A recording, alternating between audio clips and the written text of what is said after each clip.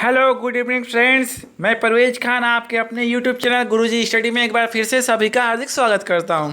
दोस्तों, जो भाई बहन मेरे चैनल पर पहली बार जुड़े हैं या देख रहे हैं वो जल्दी से मेरे चैनल को सब्सक्राइब कर दें, क्योंकि मैं आज आप लोगों के लिए लेकर आया हूं हिंदी के टॉप 10 क्वेश्चन, जो कि यदि देखा जाए परीक्षा की दृष्टि से तो चाहे वो सी टेट हो, चाहे वो एम पी टेट हो, चाहे यू पी टेट हो, कोई भी टेट हो, आल टेट हो, सबके परीक्षा के लिहाज से यदि देखा जाए तो काफ़ी अहम और महत्वपूर्ण सवाल है।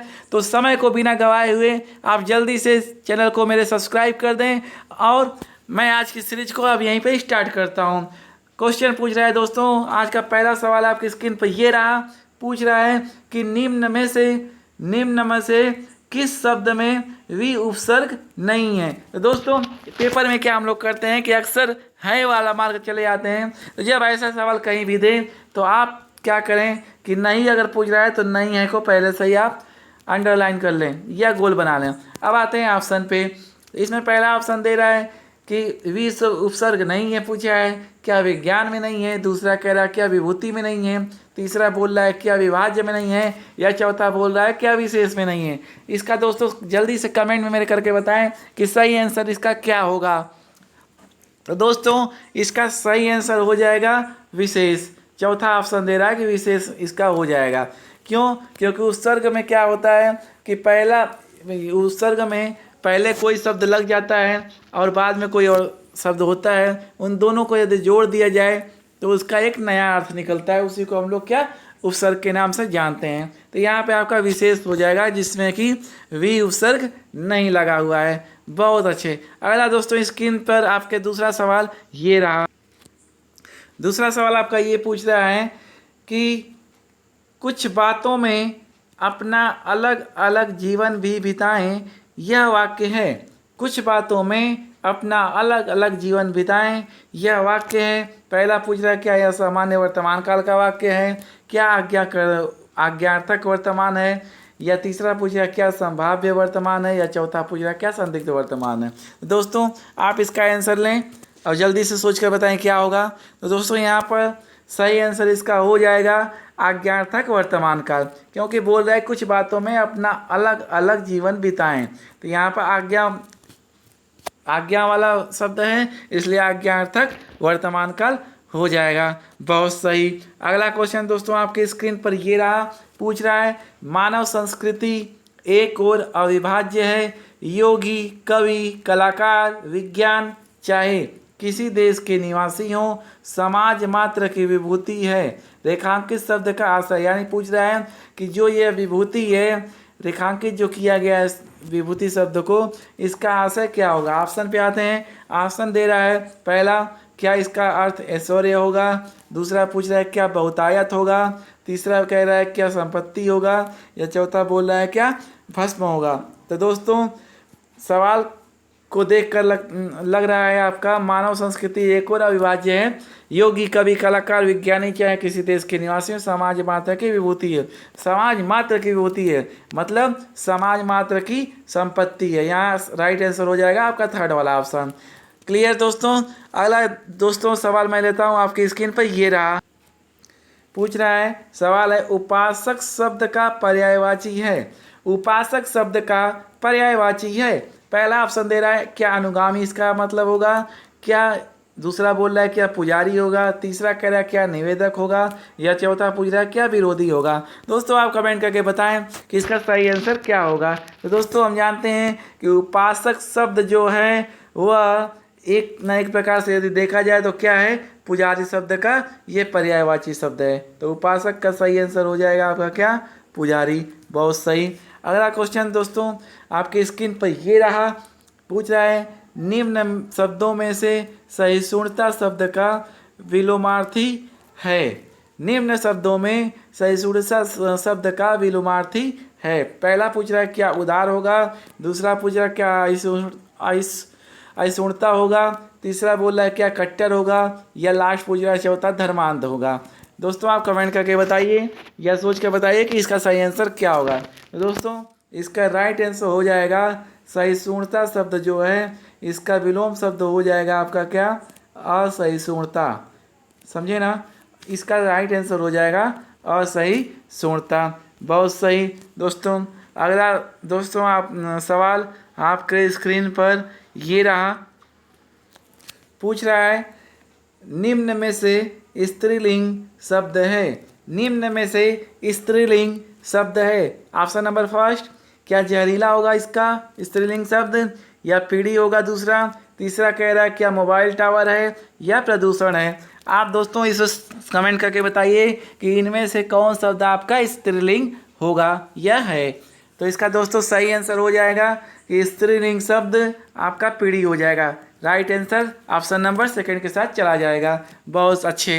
अगला सवाल दोस्तों आपके स्क्रीन पर ये रहा, बोल रहा है 7वां नंबर का सवाल कि ओजोन परत में जो क्षति हुई है उसके दीर्घकालिक खतरे विश्व समुदाय को बेचैन किए हुए हैं। यह पद किस काल का है। आप क्वेश्चन एक बार फिर से देखिएगा। ओजोन परत में जो क्षति हुई है उसके दीर्घकालिक खतरे विश्व समुदाय को बेचैन किए हुए हैं। यह किस पद का काल है। ऑप्शन नंबर फर्स्ट दे रहा है क्या सामान्य वर्तमान काल होगा, क्या सामान्य, दूसरा बोला क्या सामान्य भूतकाल होगा, तीसरा बोल रहा है क्या आसन्न भूत होगा, या चौथा पूछ रहा है क्या संभाव्य वर्तमान काल होगा। तो इसका दोस्तों राइट आंसर देखा जाए तो right answer option number third के साथ चला जाएगा। आसन्न भूत का मतलब, आसन्न भूतकाल उसे कहते हैं कि जब कोई क्रिया जल्दी की कोई बीती हो, मतलब कोई घटना जल्द की ही मतलब अभी गुजरी, अभी हाल में ही गुजरी हो, तो उसे आसन्न भूतकाल के नाम से जानते हैं। तो इसलिए हमारा पूछ रहा है कि यहाँ पर दिया था कि ओजोन परत में जो क्षति हुई है उसके दीर्घकालिक खतरे विश्व समुदाय को बेचैन किए हुए हैं, यानी अभी हाल में ही हुआ, इसलिए आसन्न भूतकाल होगा। इसका right answer option number third हो जाएगा। क्लियर दोस्तों। अगला सवाल आपके स्क्रीन पर ये रहा, पूछ रहा है जिससे किसी हानि या अनर्थ की आशंका न हो उसे क्या कहते हैं।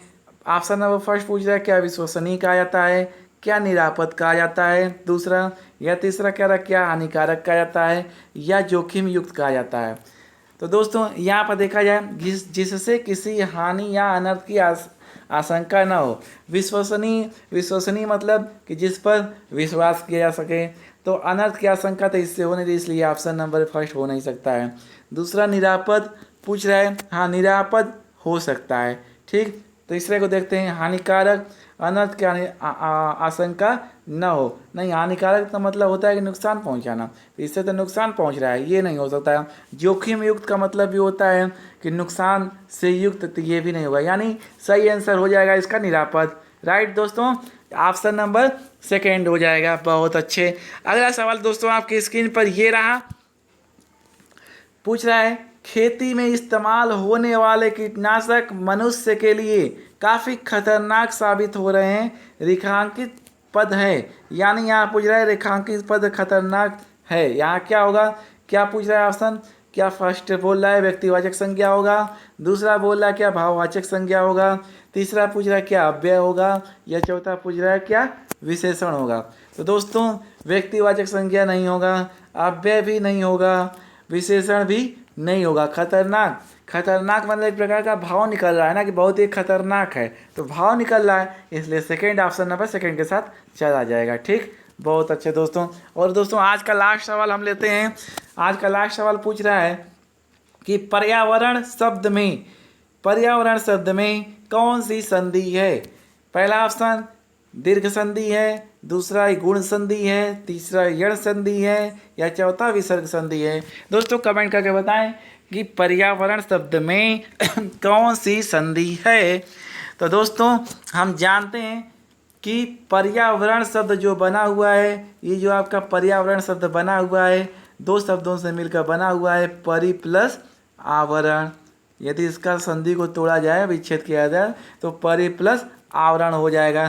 तो यहाँ पर परी है ना, तो आपका यहाँ छोटी ई निकल कर आ रहा है, छोटी ई हो रहा है, और यहाँ से क्या निकल के आ रहा है, आ निकल के आ रहा है। तो दोस्तों हम जानते हैं यदि ई और आ मिल जाए, या आ में अ निकल रहा है, तो ई प्लस यदि आ हो जाए, फिर से देखिएगा, यदि ई प्लस अ होता है तो इसका मतलब क्या हो जाता है, यह होता है। यदि आ लग जाएगा तो या हो जाएगा, यानी कि परि तो था ही, तब परिया हो जाएगा। आवरण है तो इसलिए वरण हो जाएगा। तो परिप्रसारण यानी कि ये आपका यण संधि चला जाएगा, क्योंकि जब ई और अ मिलकर दोनों जुड़ते हैं तो आपका क्या बनता है, यह बनता है। और जब यह बनेगा तो आपका यण संधि हो जाएगा।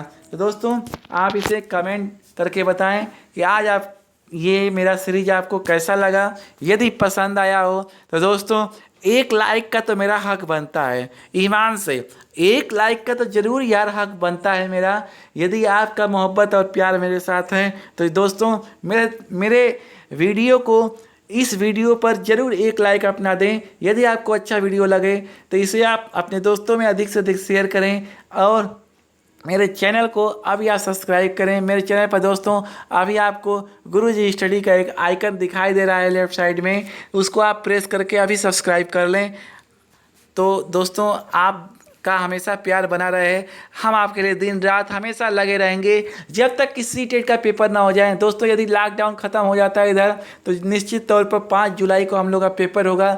और मैं आपसे वादा करता हूँ कि 5 जुलाई तक आपका सीटेट का चाहे कोई भी विषय हो, मैं पूरी कोशिश करूंगा, चाहे वो मनोविज्ञान हो या हिंदी हो या पर्यावरण हो या संस्कृत हो, मैं लगभग सारे सब्जेक्ट को आपका कंप्लीट कराने का मैं दावा करता हूं। मैं पूरी कोशिश करूंगा, मैं लगा हुआ दोस्तों। तो दोस्तों अपने प्यार देने के लिए अपने भाई को हमेशा अपनी आप कृपा बनाए रहें। तब तक के लिए आज के लिए इतना ही करते हैं, धन्यवाद।